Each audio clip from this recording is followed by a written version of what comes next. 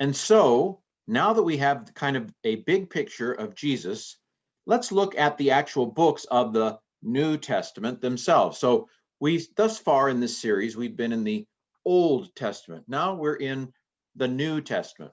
And the first two books of the New Testament are Matthew and Mark, and that's what we're going to focus on in this video. But before we do that, at some point we should stop and kind of get the big picture of the books of the New Testament. So we got a big picture of Jesus. Now let's get the big picture of the books in the New Testament.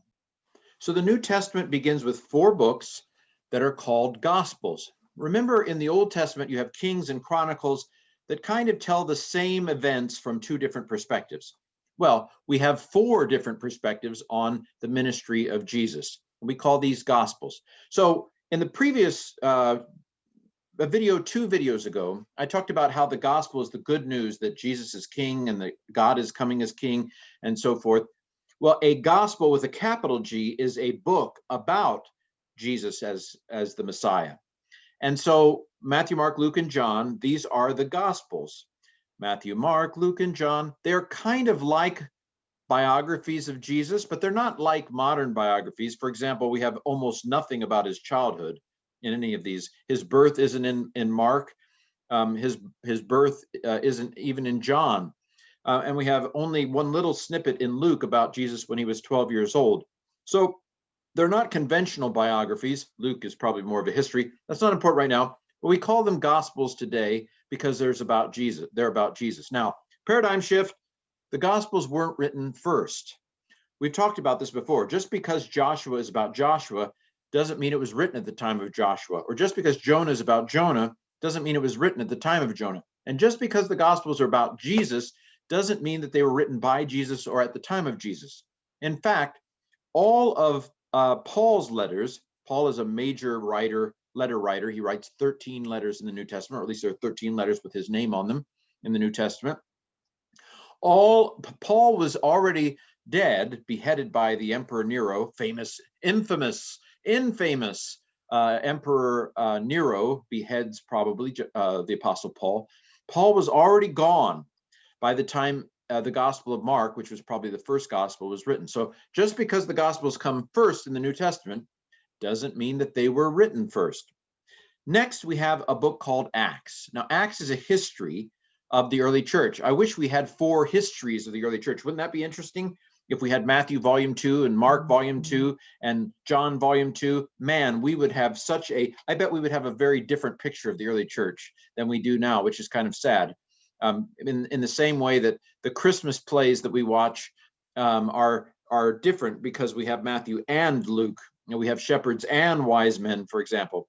So Acts is a history that goes after Jesus has risen from the dead and ascended to heaven. Acts is actually volume 2 of Luke.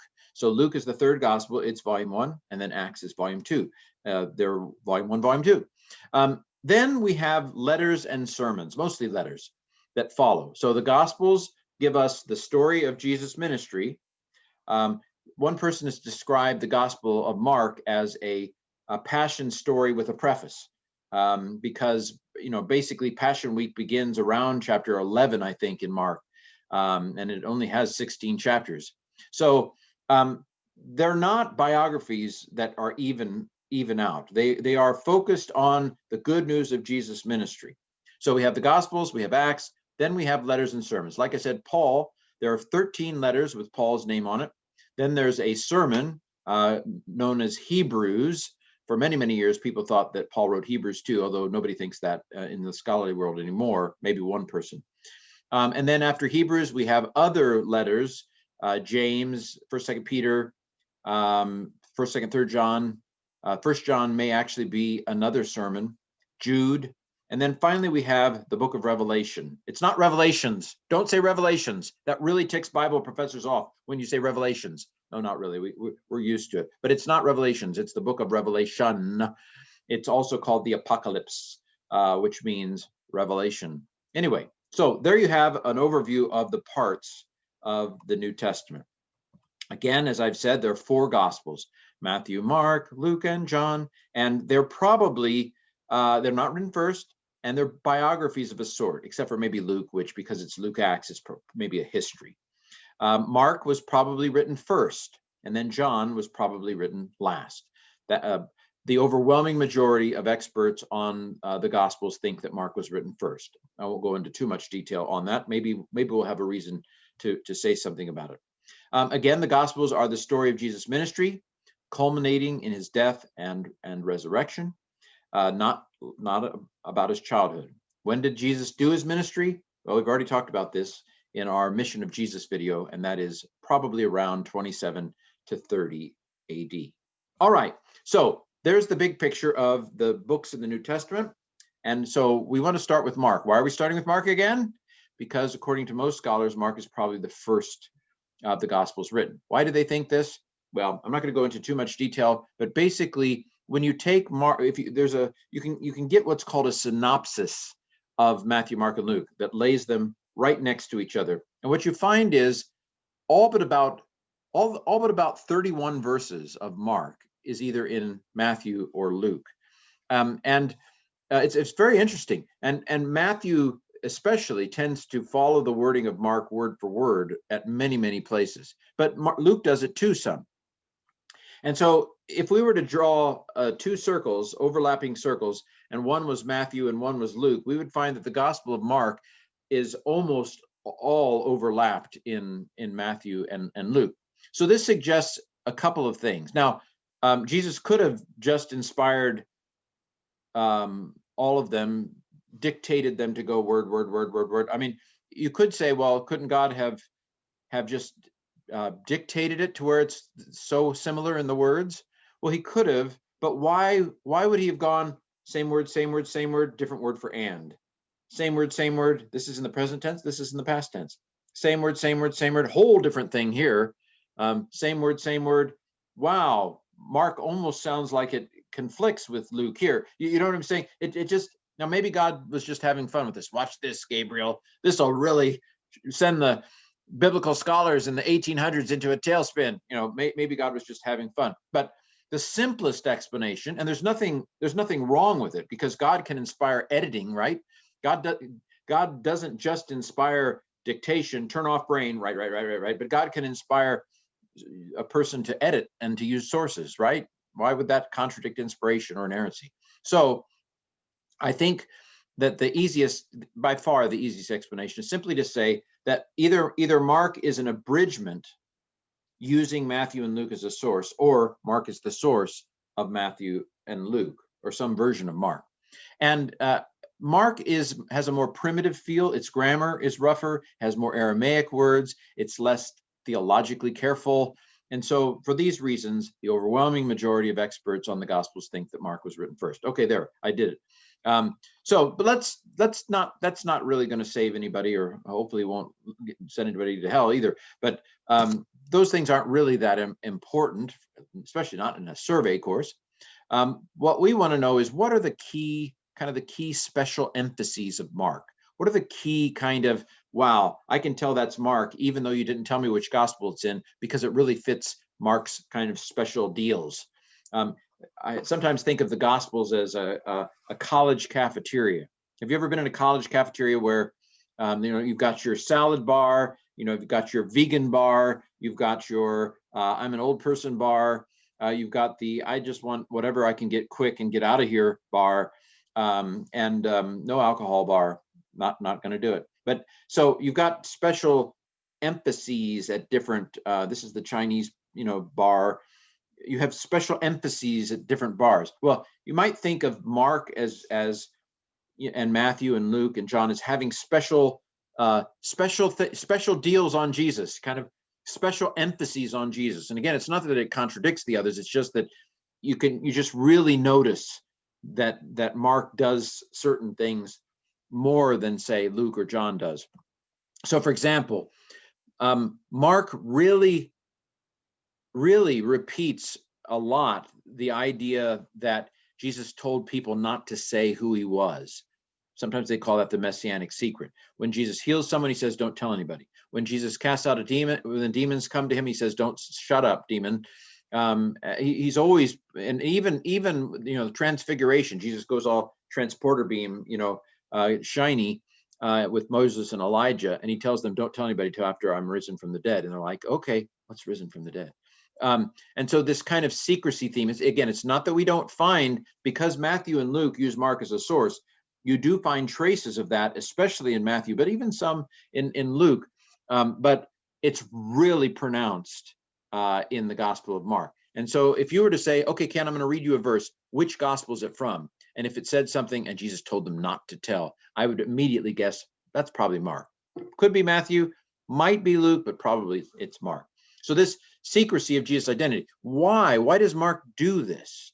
Well, I suppose the easiest answer is to say because Jesus did it. And why would Jesus have tried to keep his identity a secret? Well, I think the biggest reason we can suggest, and again, this is all speculation, is that they had a different understanding of what the Messiah, the anointed one, the Christ is Greek, Messiah is the English version of Mashiach, the Hebrew for Messiah, anointed one, because kings were anointed, right?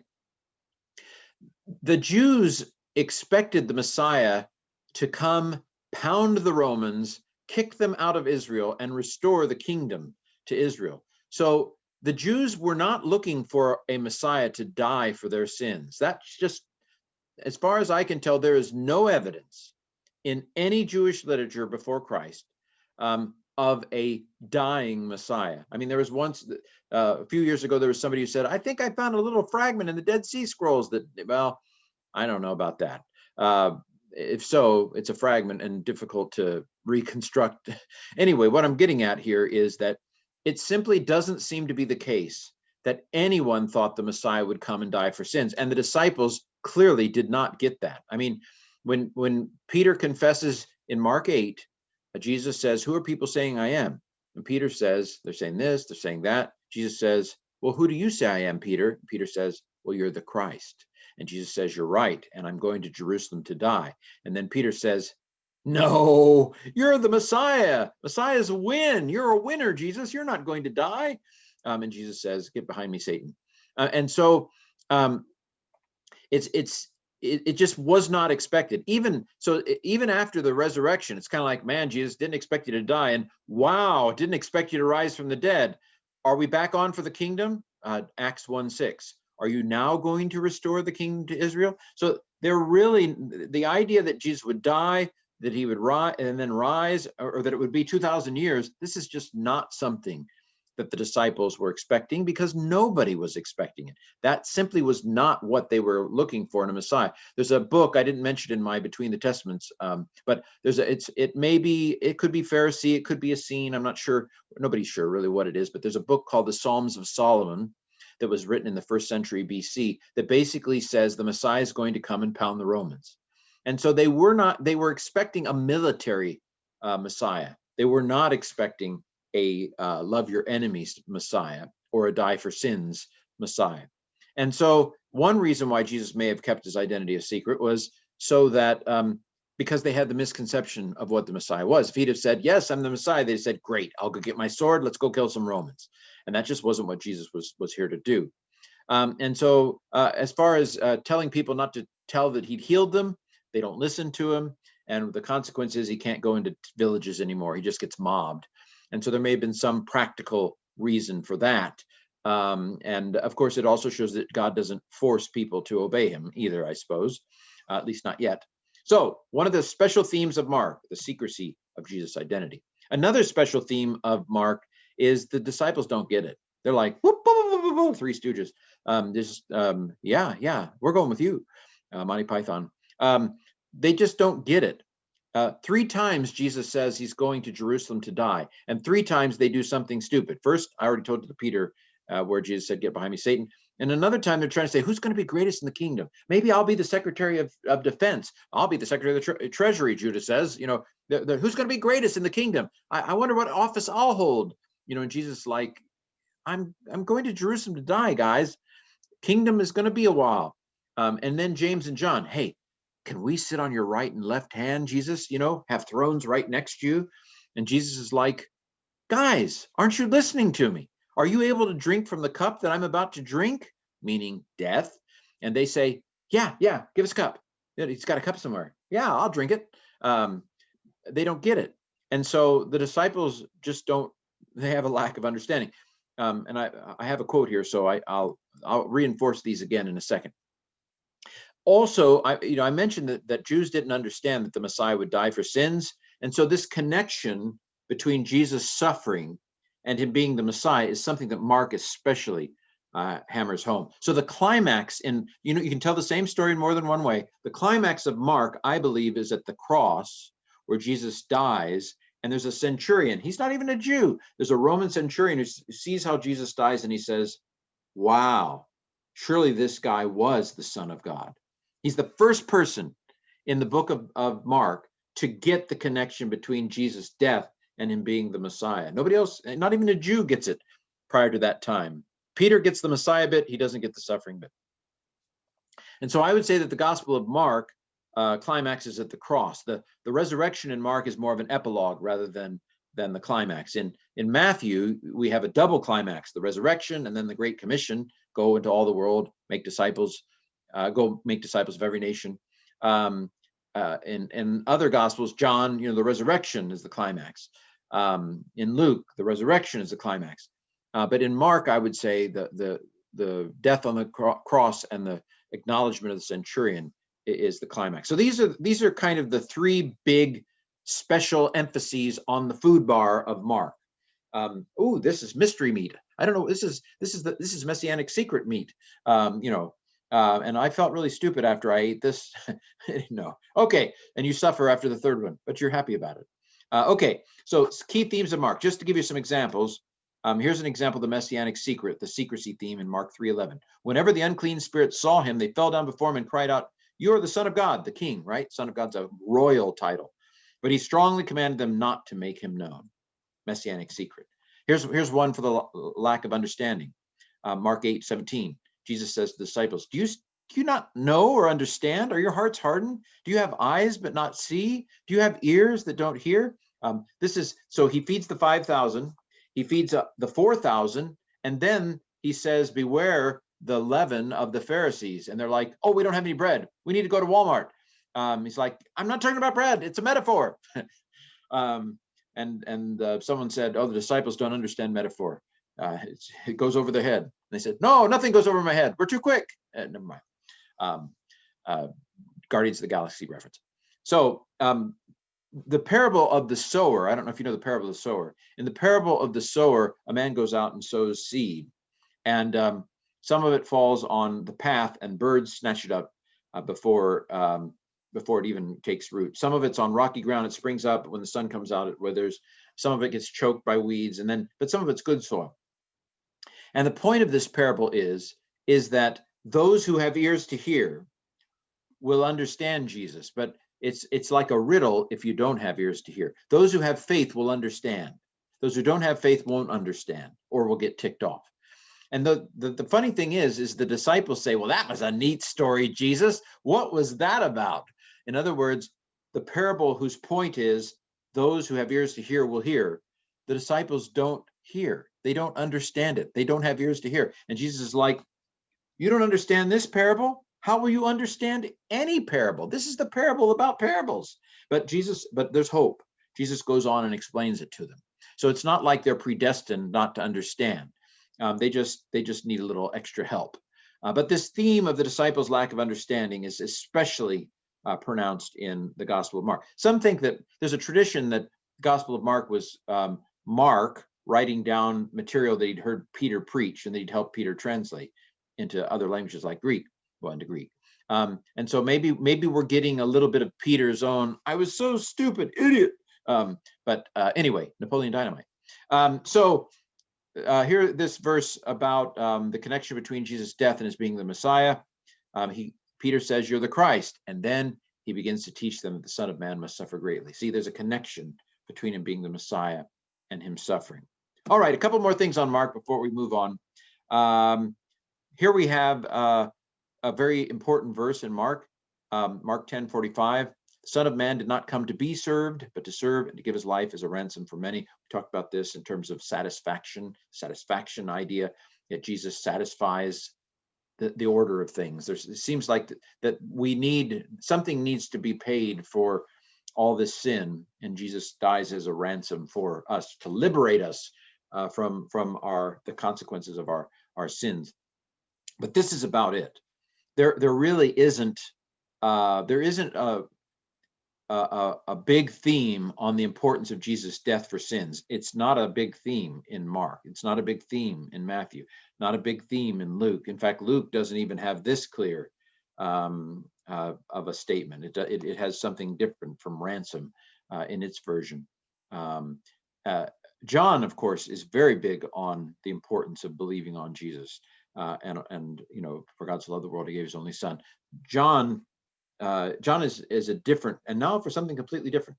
Monty Python again. But Matthew, Mark, and Luke are probably more the way you would have experienced Jesus if you'd have been there on the countryside. John is kind of like, and now let me give you the Message version, or now let me give you kind of the decoder ring. Jesus as you wish. And here's some Jesus glasses, some 3D glasses, so you can see Jesus as he really was, and they couldn't see him at the time. So Mark 10:45, very important verse. Mark was probably written to non-Jews. Why? Because Mark explains what Jews do, which, if you were a Jew, you wouldn't need explained. Like in Mark 7:3, the Pharisees and all the Jews don't eat unless they give their hands a ceremonial washing. Well, you wouldn't have to say that if you were writing to Jews, because why are you telling me this? I know this. I'm a Jew. But if you're writing to non-Jews, then this would make sense. And so most scholars would suggest that the Gospel of Mark was probably primarily written to non-Jews. I would say that Mark was written around AD 70. This is a date to know. I don't know if there are any other dates you need to know in this series, but there's at least one more date you need to know, and that's AD 70. In the year 70, Jerusalem and the temple were destroyed again, but this time by the Romans. So in 586 BC, the Babylonians destroyed them. In 70 AD, the Romans destroyed it, which, by the way, the book of Revelation calls Rome by the code word, wink, wink, Babylon, calls Rome Babylon, because just like Babylon destroyed Jerusalem, Rome destroyed Jerusalem. So Babylon is a code word, for Rome. Well, why do I think that the Gospel of Mark was written around the time of the Jewish war? Because Mark 13, if you read Mark 13 is about Jesus comes out of the temple with Peter, and he says, you see these big stones? Why, what big stones you have here. Jesus says, none of these stones are going to be left on top of each other. And they go down across the valley to the other side, to the Mount of Olives, where the Garden of Gethsemane is, by the way. But the mount is bigger than just the garden. They go over to the Mount of Olives, and Peter says, well, when's that going to happen? And Jesus says, I'm going to tell. He shares with them when it's going to happen. So what are they talking about in Mark 13? When that temple is going to be destroyed. They're talking about a temple that was right in front of them at that time, around the year, AD 30. And it happened. What Jesus predicted happened. It happened in AD 70. In the year 70, it was destroyed. So that's already fulfilled. The destruction of the temple is already fulfilled. So Mark 13, inductively speaking, we would not expect Mark 13 to be about the end times. A lot of people read Mark 13 about the end times, and it may be a little bit about the end times because sometimes prophecies blur. When you're looking at two things, they may be far apart, but when you're looking at them this way, they may look like they're right next to each other. Look, I can almost squash my head. But anyway, what happens is sometimes end times material in the New Testament gets blurred with destruction of Jerusalem material. Sometimes they get blurred and intertangled. So there is stuff in Mark 13 that does seem to be about the end times. Jesus coming on the clouds, the Son of Man coming on the clouds. That probably hasn't happened yet. Now, Tom Wright has an ingenious idea that it's actually the Son going on the clouds, because the word for coming in Greek also means going. Who invented this language? Anyway, so is it Jesus going on the clouds or coming on the clouds? And so N.T. Wright says, Son of Man going on the clouds is basically the glory departing from Israel at the destruction of the temple, that it's not about the second coming. Okay, that's ingenious. Maybe he's right. That would sure solve a lot of problems if he was right on that. But definitely inductively speaking, we expect Mark 13 to be about the events surrounding AD 70. And in that case, you've got this very interesting statement in Mark 13:14. Jesus is saying, when you see the abomination that causes desolation standing where it ought not to be, what is that about? This is a quote from Daniel 11. It already has been fulfilled once. It happened in the time of the Maccabees when the temple was desecrated. That's when the abomination that caused desolation was where it shouldn't be. And the temple was desecrated in 167 BC. It's already had one fulfillment. Jesus seems to be talking here about a second fulfillment to that Daniel prophecy, namely in AD 70 when the Romans destroyed Jerusalem and the temple. How do I know this? Because Luke paraphrases this verse. Luke's version of this verse is, when you see Jerusalem surrounding by armies, then know that its desolation is near. And so Luke very clearly connects this verse to the destruction of the temple in AD 70. Well, what's interesting is this statement, let the reader understand. Because the reader, Jesus would not have said this to Peter, right? Jesus is talking to Peter and he says, hey, Peter, when you see the abomination that causes desolation standing where it does not belong, let the reader understand. Peter's not reading Jesus. Jesus is talking to him. And so probably this is a, you know how red letter Bibles put the words of Jesus in red? Probably this, when you see the abomination part, should be in red. That's Jesus talking. But the let the reader understand should be in black, because it's not from Jesus to Peter. It's from Mark to the audience of, well, not even to the audience of Mark, but to the person reading, the reader of Mark, because they were mostly illiterate, right? So the reader of Mark is the person in the house church who's reading the Gospel of Mark to a mostly illiterate congregation, a mostly illiterate house church. And so basically this is a cue the reader. You might want to emphasize this, or heads up, this is happening right now. Either this is about to happen or this has just happened. And what it goes on to say is, when you see the abomination, then let those who are in Judea go to the hills. And they did. From what we understand, Christians fled Jerusalem before the Romans destroyed it to a place called Pella. So this actually happened again. But generally what I'm getting at is that this statement, let the reader understand, may be a clue that the Gospel of Mark was written either just before the temple was destroyed or just after the temple was destroyed, somewhere around AD 70.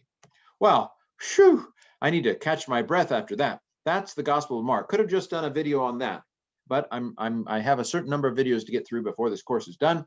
So I am going to go on and do the Gospel of Matthew in this video as well.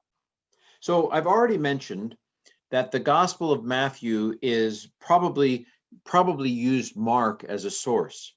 And it is very interesting, because if you take Mark, let's say you have a crane with some sermons, you know, and lower that sermon down into Mark.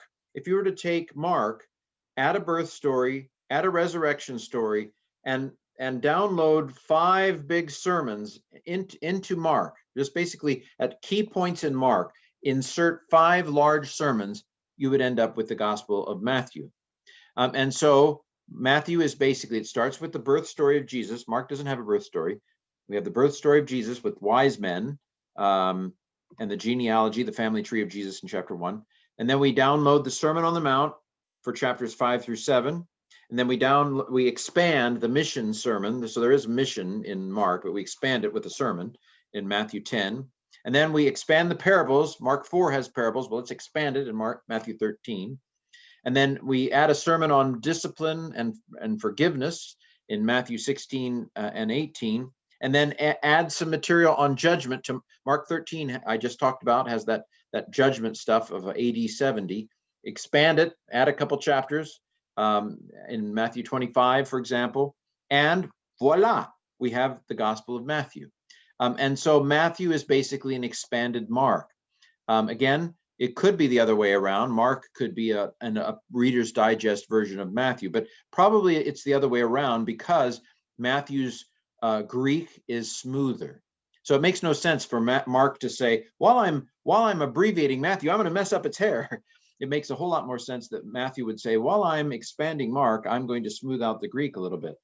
Again, I'm not going to go in too much into questions like, did Matthew actually write Matthew? Because technically, all four Gospels are anonymous, right? Mark, the heading of Mark wasn't, when I write a letter to my mom, which I have very rarely done, I'm sad to say, but I do emails.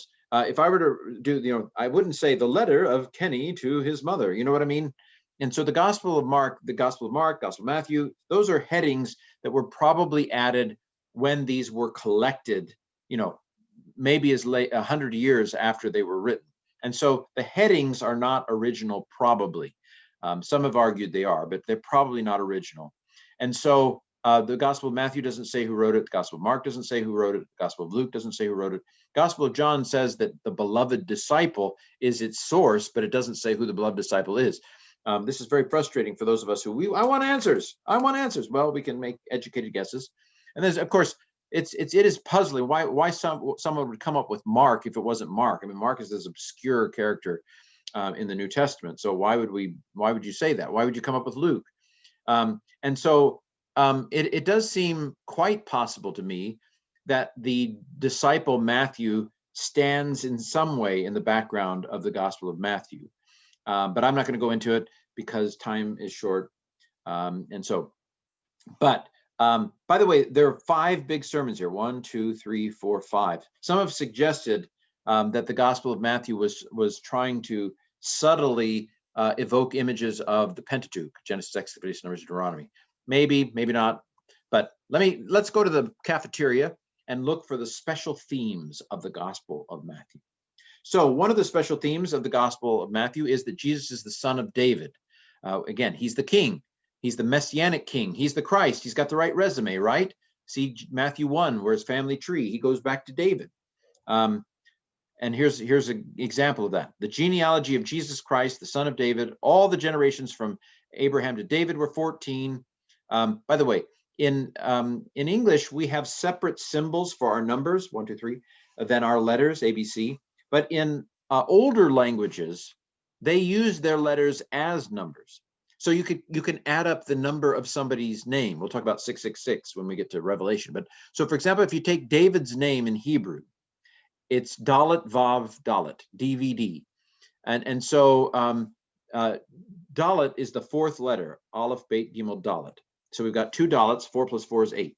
Vav is Aleph, Beit, Gimel, Dalet, Hey, Vav. It's 6. So 4 plus 6 plus 4 equals 14. So the number of David's name is 14. So there's a reason why the family tree in Matthew 1 is divided into 3 different groups of 14. It's like saying, David, David, David. And of course, why would we want to point out that Jesus is the son of David? Because that means he's eligible to be king. So Jesus is the son of David, the Messianic king, the Christ. I would say that Matthew, by the way, is the most Jewish of the Gospels, but more on that in a second. If Mark was written to Gentiles, I think Matthew was almost certainly written to Jews.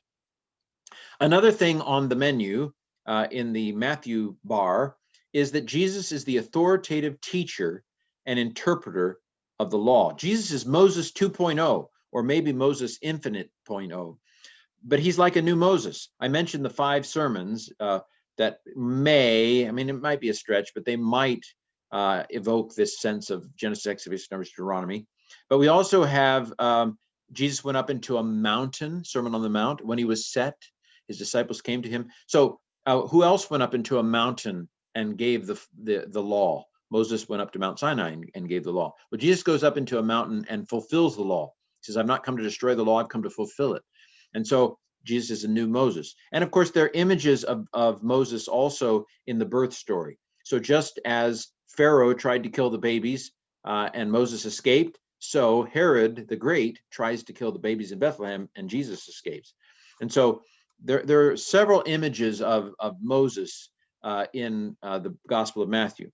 I won't go into it, but if you compare these 2 sayings, Matthew, so Luke says the wisdom of God does something, but Matthew makes Jesus doing something with the same saying. So I'm going to get into some territory here that you feel free to just ignore me. Just go la la la la la for the next second. Matthew and Luke have common material that's not in Mark. So Scholars generally believe that both Matthew and Luke use Mark as a source, but there's stuff that's in common in Matthew and Luke that's not in Mark. So did they have another source? I mean, probably the simplest explanation would be to say, well, Luke had both Matthew and Mark. And there are scholars who say that's real trendy right now. But of course, the best explanation is not just the simplest, but it's the simplest without being too simple. And so if Luke is copying Matthew here, Luke has deliberately taken something that applied to Jesus in Matthew and made it apply to wisdom in Luke. Why would he do this? And also he would have had to smash the Sermon on the Mount and say, Sermon on the Mount's really nice, but I'm gonna take it and put it in different places in my gospel. I ultimately don't have a problem with the idea that Luke knew about both Matthew and Mark. I'm fine with that. But I think I'm getting old, you know. I'm still of the older group that believe that there may have been a collection of Jesus' sayings, and in fact that these sayings may have been collected by Matthew, and that the reason why the Gospel of Matthew is called Matthew is because the Gospel of Matthew in Greek drew upon the sayings collection of Matthew in Aramaic. Again, that's an unpopular opinion. But this is a survey course. I don't have to defend it to you. This is not even, there's not even a talk back on this, right? I'm talking to myself. This source of Jesus' sayings is often called by the German word for source, because the Germans are the source of all these ideas come from the Germans. They're to blame. The word for source in German is Quelle, which begins with a Q. And so this hypothetical source of Jesus' sayings is sometimes called Q, not QAnon, not Q on Star Trek, but Q is the shorthand for this hypothetical source of Jesus' sayings. And I'm old enough that I went to school when it was the consensus that there was a Q, and so maybe I'm sympathetic to it because of when I went to school. But I think I can't explain this very well if Luke is using Matthew, because then he's deliberately decided to change something in a strange way. Anyway, the idea that Jesus would be the very wisdom of God, however, is a neat insight because that suggests that Jesus is indeed the one to listen to when you want to know how to interpret the law. And here's at the end of the Sermon on the Mount, the crowds were amazed at his teaching. He taught like he had authority. He didn't teach like college professors. Okay, so Jesus is the authoritative teacher and interpreter of the law. The idea that Jesus' life fulfills the Old Testament, again, if you were to give me this quote right here, all this happened to fulfill, I'm going to say that's Matthew. It's not that Jesus doesn't fulfill scripture in the other gospels, it's just that Jesus really fulfills scripture a lot in Matthew. Matthew's always saying this happened to fulfill, this happened to fulfill, especially in the first two chapters. And so here's an example. All this happened to fulfill which was spoken to the Lord by the prophet. A virgin will conceive, give birth to a son, call him Emmanuel, which means God with us. This is from Isaiah 7:14. So this idea that Jesus fulfills the Old Testament is a major theme in the Gospel of Matthew. Again, as I've said, I would say that Matthew is the most Jewish gospel. So, for example, it focuses on Jesus' earthly mission to the Jews, but it also believes that the gospel is for everybody. But here's an example. Matthew's the only gospel that says this. These 12 Jesus sent out with the following instructions. Do not go to the Gentiles. Do not enter the town of the Samaritans. Go to the lost sheep of Israel. Again, Jesus' primary mission was to the Jews when he was on earth. Mark doesn't highlight that. Why? Because Mark is for Gentiles. Luke doesn't highlight that. Why? Because Luke is for Gentiles. But Matthew is primarily for Jews, I think. And so Matthew rightly says that Jesus focused on the Jews in phase one of his ministry. But the gospel is for everybody because of the Great Commission, which I think is on the next, there it is. The Great Commission is at the end of Matthew, the final climax of Matthew, where Jesus says to his disciples, all authority has been given to me. Go, make disciples of all nations, baptizing them, teaching them. By the way, making disciples is not just about baptizing. Making disciples is not just about reading the sinner's prayer. Making disciples involves baptizing, which doesn't take very long, but teaching them to observe all the things I've commanded you, which does take a while. And so this, you don't become a disciple by reading a card. You become a disciple by starting a journey and keeping on the journey. but Jesus is with us to help continue the mission.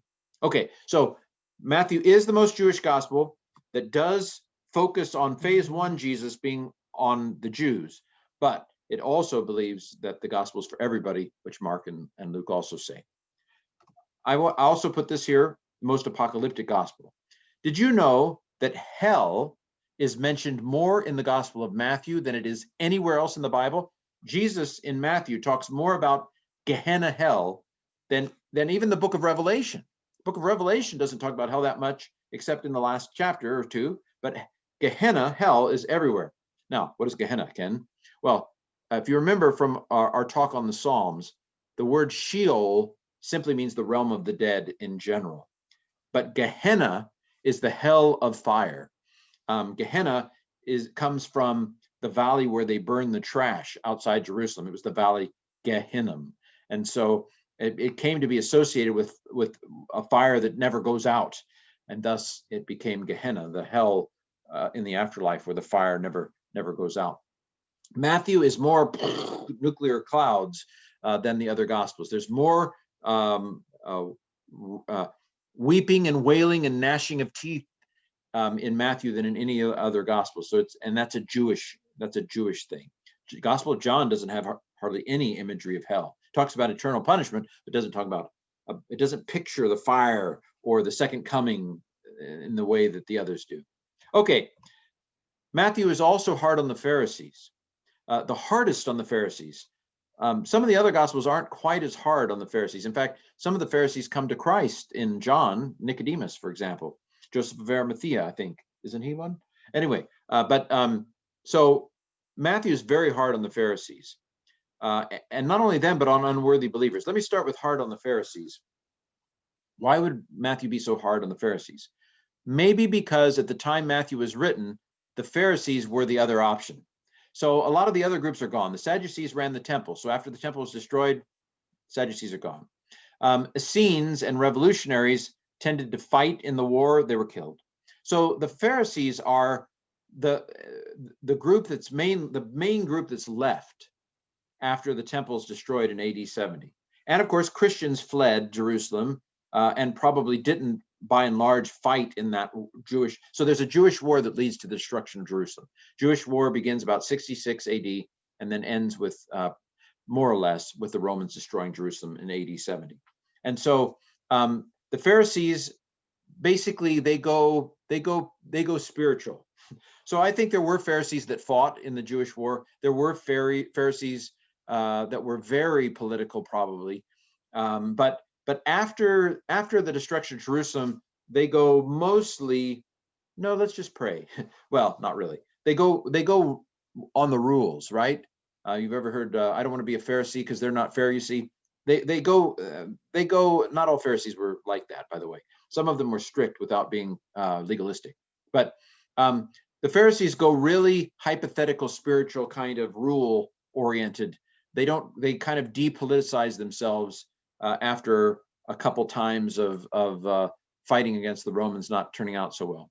And so probably the Pharisees were the main competition to Christians at the time Matthew was written. Matthew uses Mark as a source. Mark is written around AD 70. So let's date Matthew to the late 70s. That's where I'm going to date it. And so Matthew may want to make it very clear, nope, the Pharisees aren't who you should follow as a Jew. Jesus is who you should follow as a Jew. But Matthew is not only hard on the Pharisees, it's also hard on unworthy believers. I think I have some quotes down here. I'll get to it very soon. There's an emphasis on being righteous, not just justification by faith. That's Paul. Matthew is interested in real righteousness. Matthew has quotes like, Lord, when did we see you naked and not clothe you? When did we see you hungry and not feed you? When did we see you thirsty and not give you to drink? And Jesus says, whenever you didn't do it to someone who needed, you didn't do it to me. Get out of here. I never knew you. And so there's a real emphasis on true righteousness. In fact, there's a parable of the weeds that's unique to Matthew 13 that says, Lord, we planted the wheat, but there are weeds here too. What should we do?